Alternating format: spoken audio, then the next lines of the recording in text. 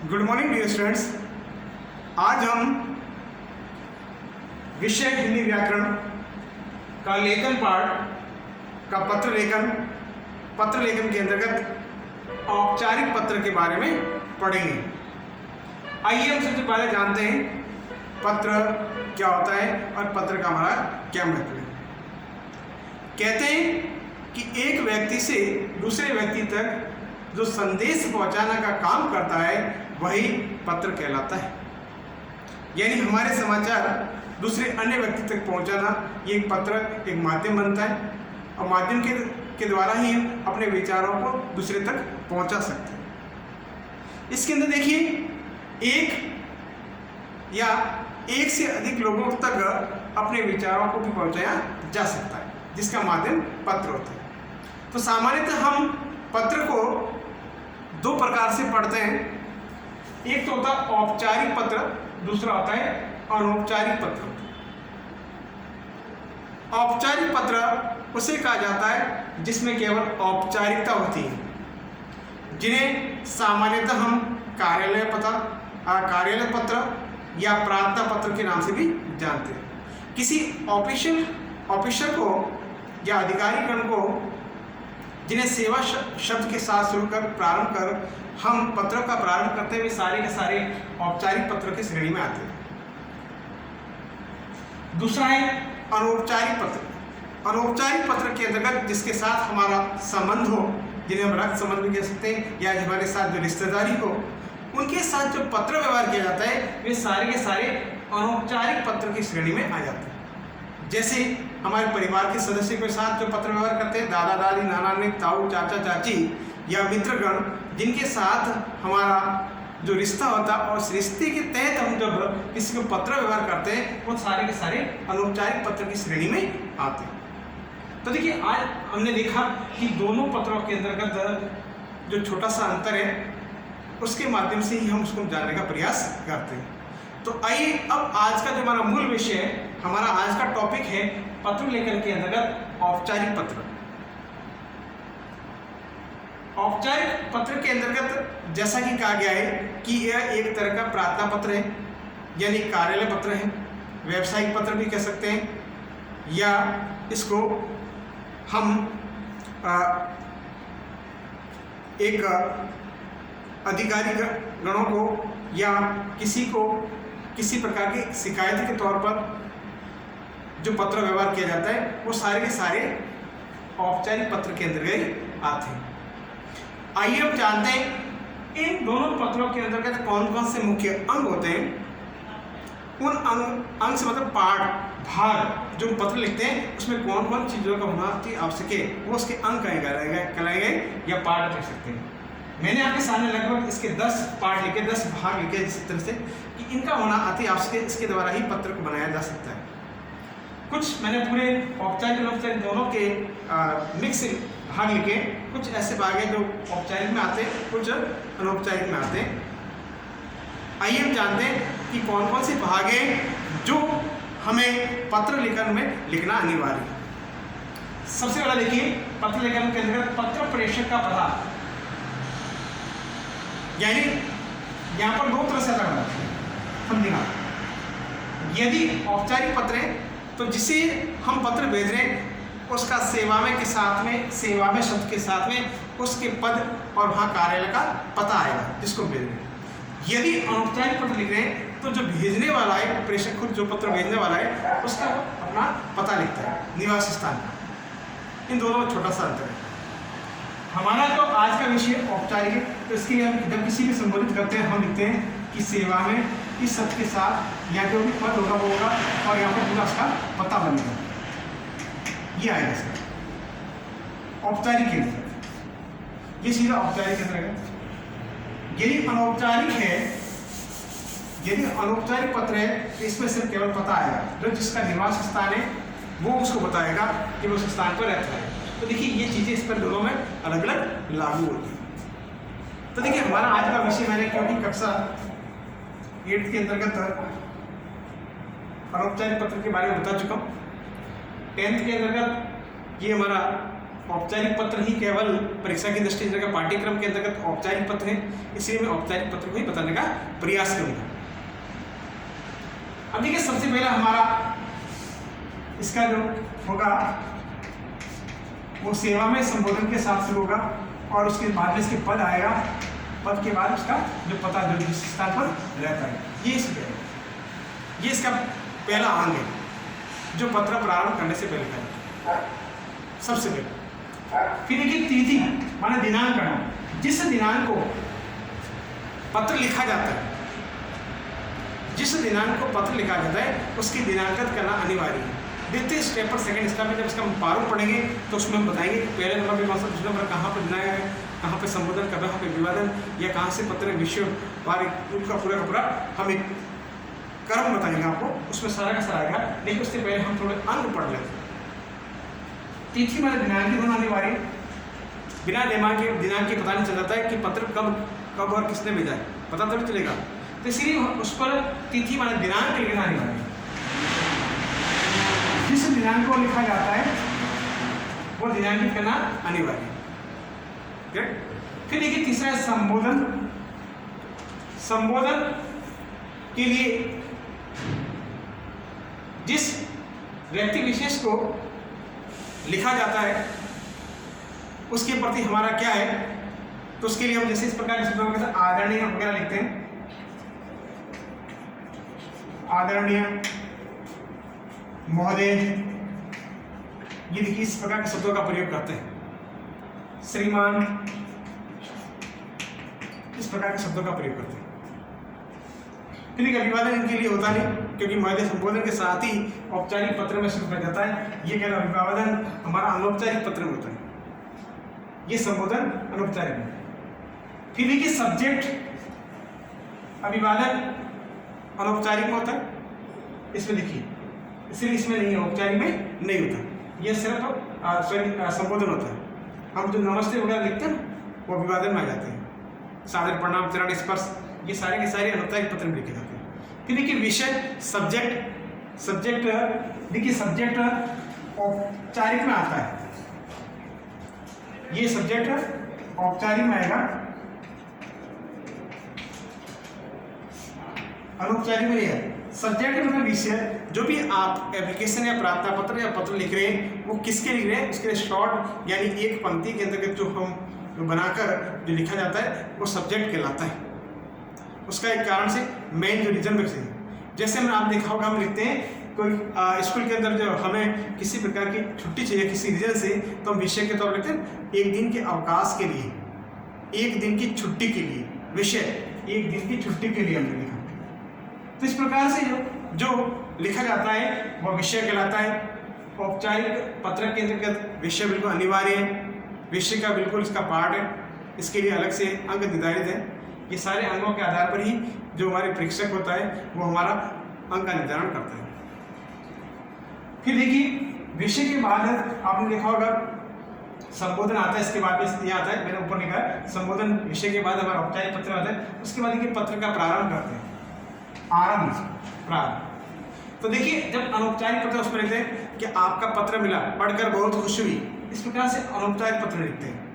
लेकिन औपचारिक पत्र में आपने देखा होगा जब कभी भी कार्यालय पत्र या कोई इस प्रकार से विद्यालय को हम पत्र लिखते हैं, जैसे हम छुट्टी के लिखते हैं, तो हम कहते हैं यहाँ पर कि सविनय नम्र निवेदन है, इस प्रकार शब्दों का प्रयोग करते हैं। सविनय नम्र निवेदन है,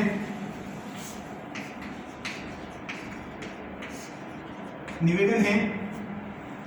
फिर उसके बाद जो भी आपका रीजन है, जो कारण बनता है, जो आगे से आगे आप लिखते रहते हैं, ये पत्र का प्रारंभ कहलाता है। इस प्रकार के शब्दों का प्रयोग, जो भी पत्र जिस प्रकार होगा उसी प्रकार से इस पत्र का प्रारंभ किया जाता है।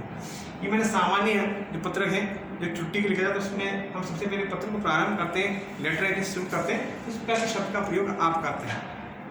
ये हम कहते हैं उपरोक्त विषयोपरांत पी शब्दों का प्रयोग करते हैं। फिर इसके बाद में मूल विषय क्लेवर से तात्पर्य है कारण, रीजन, जिसे हम कहेंगे भाई जो पत्र आप लिख रहे हैं वो किस कारण से लिख रहे हैं। आपके पास कोई रीजन होगा, उस रीजन के लिए, उस कारण के लिए पत्र लिखते हैं और उसके बारे में जो लिखा जाता है, जो भी पंक्तियाँ लिखते हैं, सारी किसी मूल विषय या मेन सब्जेक्ट या करियर के नाम से भी जाना जाता है, उसको कहा जाता है। यानी जो भी पत्र लिख रहे हैं तो उसमें लिखते हैं, पूरा का पूरा डिटेल से लिखते हैं। जैसे एग्जाम्पल हमने कहा कि आपको शादी में जाना है, उसके लिए अपने प्रधानाचार्य को पत्र लिखिए, तो आप देखिए वहाँ पर लिखेंगे सविनय नम्र निवेदन है कि मैं कक्षा 10 की छात्र हूँ, फिर अपना नाम लिख सकते। फिर आप पूरा लिखने के बाद मैं अपने सचेरे भाई या भाई की शादी में जाना चाहता हूँ या जा रहा हूँ, इसलिए मुझे 2 दिन का अवकाश चाहिए। इस प्रकार के जो आप लिखेंगे वो सारे के सारे मूल विषय के अंतर्गत आएंगे। फिर देखिए पत्र की समाप्ति, कहते हैं कि पत्र की समाप्ति बड़ी कोमलता के साथ होनी चाहिए, बड़ी विनम्रता के साथ पत्र की समाप्ति करनी चाहिए। जैसे कि हम एग्जाम्पल के तौर पर हम जो कहते हैं औपचारिक के लास्ट में जब हमारा पूरा उनको बात रीजन बता देते हैं कि इस कारण की छुट्टी, इसके बाद में कहते हैं कि आप हमारी प्रार्थना पत्र स्वीकार करें, आपकी कृपा होगी, कृपया करके मेरी छुट्टी स्वीकार करें। तो इस प्रकार से विनम्रता के साथ शब्दों का भी करते हैं, इस प्रकार से पत्र की समाप्ति की जाती है। यदि औपचारिक पत्र है, अनौपचारिक पत्र है, तो उसमें देखिए जो भी उसके घर के रिश्तेदार होते हैं उनको भी संबोधन करके हम कर देते हैं कि छोटे भाई को प्यार करना, बड़े भाई को मेरा नमस्कार करना, ताऊ चाचा चाची को भी मेरा प्रणाम कहना। इस प्रकार के शब्दों का भी प्रयोग आप कर सकते हैं। फिर उसके बाद हमारा आत्मनिर्देश। आत्मनिर्देश से तात्पर्य है कि भाई आपका जिसके साथ जो लिख रहे हैं पत्र लिखे उसके साथ में आपका क्या संबंध है। यदि अनौपचारिक है तो उसमें देखिए आपका उसके साथ रिश्तेदार का बेटा बेटी का हो सकता है, भाई का हो सकता है, या आपका मित्र हो सकता है। इस प्रकार के शब्दों का रूप आत्मनिर्देश से प्रयोग कर सकते हैं। लेकिन औपचारिक पत्र है, हमारी परीक्षा के लिए औपचारिक पत्र जो हम पढ़ रहे हैं इसकी दृष्टि में देखते हैं जो भी जिस अधिकारी के प्रति आप जो प्रयोग करते हैं। जैसे स्कूल है तो स्कूल के लिए आप क्या लिखते हैं कि आपका विद्यार्थी, आपका छात्र, आपका शिष्य, इस प्रकार के शब्दों का प्रयोग करते हैं। या आपका आज्ञाकारी शिष्य या शिष्य शब्द का प्रयोग करते हैं। ये इस प्रकार से शब्दों को यह सारे आत्मनिर्देश कहलाते हैं। यदि कोई किसी ऑफिशियल में लिख दें तो वहाँ पर देखिए बहुत सारे शब्द का भी प्रयोग करते हैं, भवदिया भवदिया, इन प्रकार के शब्दों का भी प्रयोग करते हैं। ये आत्मनिर्देश कहलाता है। उसके बाद देखिए अंग क्लास से हस्ताक्षर या नाम।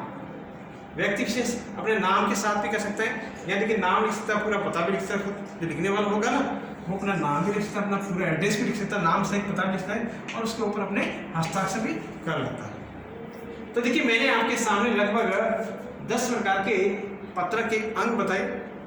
कुछ अंग हैं जो केवल औपचारिक में काम आते हैं, कुछ अंग हैं अनौपचारिक होते हैं। यानी कि 2-3 जो मैंने चेंज किया कि केवल उसका प्रयोग औपचारिक में था, उसका अनौपचारिक में नहीं होता। तो देखिए इन्हीं अंगों के द्वारा ही हम बहुत बढ़िया तरीके से पत्र लेकर लिख सकते हैं। आइए अब हम आगे जानते हैं कि औपचारिक पत्र के कितने प्रकार होते हैं, उनको भी जानते हैं।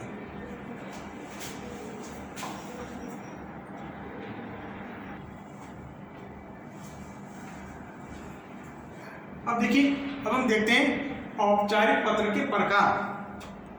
जो हमारी परीक्षा के 10 से औपचारिक पत्र हैं, उस प्रकार के रूप में 3 प्रकार से औपचारिक पत्र को पढ़ते हैं।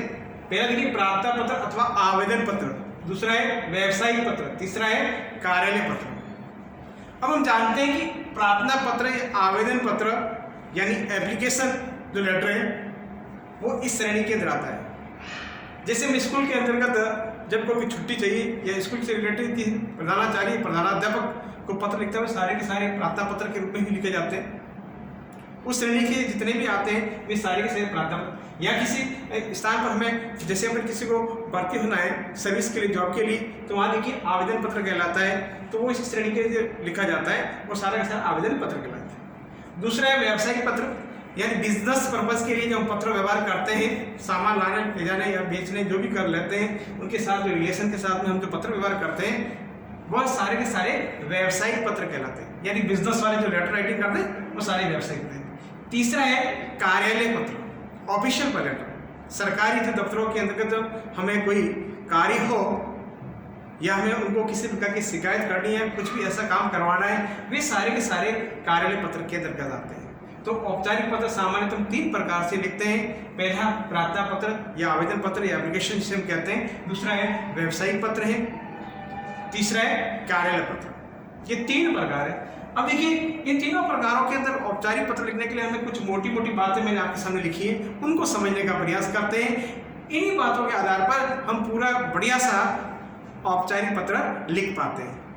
तो आइए हम जानते हैं कि कौन कौन सी बातें बहुत महत्वपूर्ण रखती है पत्र राइटिंग के लिए, जिन्हें हमें ध्यान में रखना पड़ता है। उन्हीं को मद्देनजर रखते हुए हम पूरी की पूरी लेटर राइटिंग करते हैं। इन्हीं के आधार पर हमारी पूरी की पूरी जो आउटलाइन है, यानी पत्र का प्रारूप बनता है, कौन सा शब्द कौन से स्थान पर आता है, वो इसी आउटलाइन के आधार पर हम बता सकते हैं। किसको सबसे प्रारंभ करना है, किसको मध्य रखना है, क्या उसके बाद में क्रमबद्ध रहेगा और सबसे अंत में क्या लिखना है, वो सारा का सारा इन बिंदुओं के आधार पर ही हम समझ सकते हैं। तो आइए अब हम जानते हैं औपचारिक पत्र लेखन के मुख्य बिंदु, जिनको हम सदैव मद्देनजर रखना पड़ता है, और उन्हीं के आधार पर हम बहुत ही बढ़िया तरीके से औपचारिक पत्र की आउटलाइन बना सकते हैं। उसके आधार पर ही हम बहुत ही बढ़िया सा एक औपचारिक पत्र तैयार कर सकते हैं, क्योंकि हमारे पास जब भी पत्र आएगा तो उसके लिए बिल्कुल प्रश्न आएगा। उस प्रश्न को देखते हुए इन सभी बातों को मद्देनजर रखते हुए हम बहुत बढ़िया तरीके से पत्र तैयार कर सकते हैं। आइए हम जानते हैं, कहा जाता है कि बाईं ओर से में जो भी पत्र होगा आप लिखते हैं, जैसे अपनी लाइन के तौर पर हम जैसे पत्र हमारा जो पेपर है इसे कहते हैं। देखिए यहाँ से प्रारंभ होगा, बाईं ओर का है, जो बाइना लेफ्ट हैंड जिसे कहते हैं, कि बाईं ओर सबसे ऊपर आवेदन पत्र या कार्यालय पत्रों में लिखने वाले का नाम पता लिखना चाहिए। बिल्कुल सही है, स्पष्ट है। जब भी कोई कार्यालय या कोई भी पत्र प्रारंभ करते हैं तो इस औपचारिक पत्र के सबसे पहले हम लिखते हैं सेवा में, इस शब्द के साथ हम शुरू करते हैं। उसके बाद देखिए जो भी पद होगा फिर उसका पता होगा, इस प्रकार से लिखने का प्रारंभ करते हैं। जिस व्यक्ति विशेष को जो लिखा जाता है तो उसका नाम और पता होगा। सामान्य जैसे हम स्कूल में लिख रहे हैं तो हम लिखते हैं सेवा में श्रीमान प्रधानाचार्य, फिर लिखते हैं सेंट पॉल स्कूल शोगन। ये हमारा बिल्कुल टाइटल तैयार हो गया, उसका पता। तो इसीलिए कहा गया है कि बाईं ओर सबसे ऊपर आवेदन पत्र या कार्यालय पत्रों में लिखने वाले एक का नाम या पता जिसे लिखा जाता है लिखना चाहिए, और उसके बाद उसका दिनांकित करना चाहिए। ये ध्यान रखना। फिर देखिए दूसरा बिंदु, विद्यालय में किस प्रकार से लिखा जाता है उसके लिए भी संबोधन वापस समझाएं कि विद्यालय के प्रधानाचार्य को प्रार्थना पत्र या आवेदन पत्र लिखते समय सबसे नीचे सबसे ऊपर के नाम के साथ कक्षा वर्ग तथा अनुक्रमांक लिखना चाहिए, दिनांक उसके बाद नीचे लिख देना चाहिए। बिल्कुल स्पष्ट है कि कार्यालय इस प्रकार से मैंने बता दिया। उसके बाद देखिए जब पूरा हो जाता है उसके बाद आप दिनांकित कर सकते हैं, या फिर दिनांकित करने के लिए कहा गया है कि जब सबसे लास्ट में इसका है सबसे नीचे उसके नाम के साथ, यानी सबसे नीचे जब भी आप शब्द लिख देते हैं कि जो भी आपका जिसके साथ रिलेशन होता है हम लिखते हैं आपका आज्ञाकारी शिष्य लिख देते हैं। उसके बाद आपका नाम लिख सकते हैं, ये भी आपकी कक्षा भी लिख सकते हैं, आप अपना रोल नंबर भी लिख सकते हैं, आपका अटेंडेंस उपस्थिति नंबर या अटेंडेंस नंबर लिख सकते हैं, या आप परीक्षा भवन में बैठे हैं तो वहाँ पर अपना रोल नंबर वगैरह कुछ नहीं लिखे, सिर्फ क या कोई काल्पनिक नाम लिया गया तो वो अपना नाम लिख सकते हैं। परीक्षा भवन के अंतर्गत सिर्फ क या जो भी काल्पनिक नाम उस प्रश्न में की तरह दिया गया है उसे लिखने का प्रयास करें। फिर देखिए तीसरा बिंदु देखिए कि पत्र शुरू करने के पहले पत्र लिखने का कारण लिखा जाता है, जैसे विषय के तौर पर यहाँ बताया गया। जब आपने सामान्य तो पहले तौर पर आपने उसका पता लिख दिया, उसके बाद आपने दिनांकित कर दिया। दिनांकित करने के बाद बीच के अंदर यदि कोई आपको पहले से लेटर रेफरेंस की तरफ आ गया है तो बीच में एक संदर्भ भी आता है।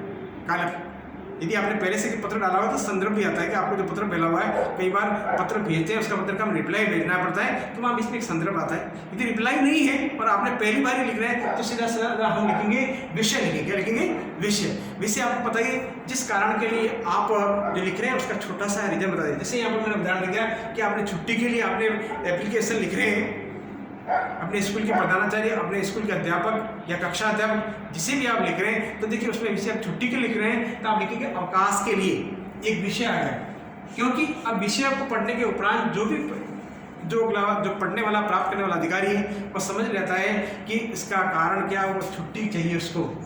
छुट्टी किस लिए चाहिए, वो आगे पूरे के पूरे क्लेवर के अंतर्गत, विषय के अंतर्गत आ जाती है। फिर देखिए ये कहता है कि पत्र शुरू करने से पहले पत्र लिखने का कारण लिखा जाना चाहिए और विषय के रूप में जो भी आपको बनता है उसको भी लिखना अति आवश्यक है। फिर देखिए फिर कहा गया इसके नीचे संबोधन, जैसे आप लिखते हैं, आप देखा अधिकारीगण है तो अलग अलग तरह से हम लिखते हैं, किसी के आगे महोदय भी लिखते हैं, किसी के मान्यवर लिखते हैं, श्रीमान लिखते हैं, श्रीमती लिखते हैं। इस प्रकार के महोदय शब्दों के साथ हम संबोधन शुरू करते हैं।